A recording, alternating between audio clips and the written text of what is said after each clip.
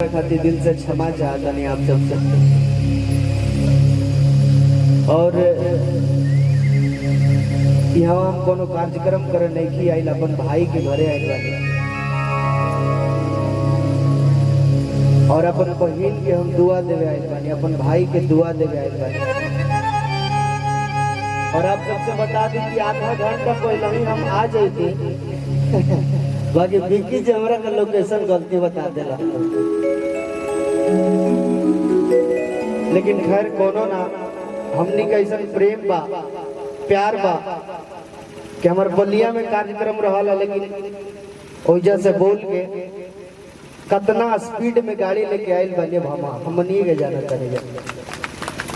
और सिर्फ कब हो सकत आई जब प्यार रही तबे होई। तो भाई कैसा प्यार बा कि गुलुआ के इजा तक खींच के लेके चलिए लस।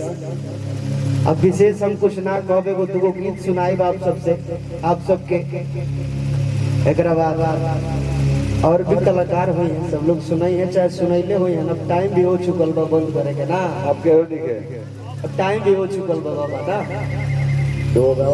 एगो दुगो गीत गावल जाए, एक बाद जैसा आप सबके आदेश हो।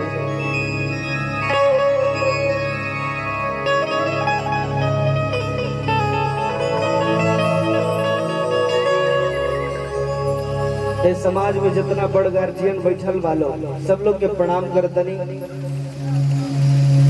बड़े पापा का भी प्रणाम करतनी, मंच पर उपस्थित तमाम म्यूजिशियन भैया सब लोग के स्वागत करतनी। और सबसे बड़ा प्रणाम आप सबके करतनी कि जेकरा बदौलत आज गुलुआ जौन भी कुछ बा। गाय की मतारी बाबूजी गुलुआ के तो गुलुआ बनैले बा, लेकिन गुल्लू गोल्ड तो तू ही लोग ना बनैले बड़ा।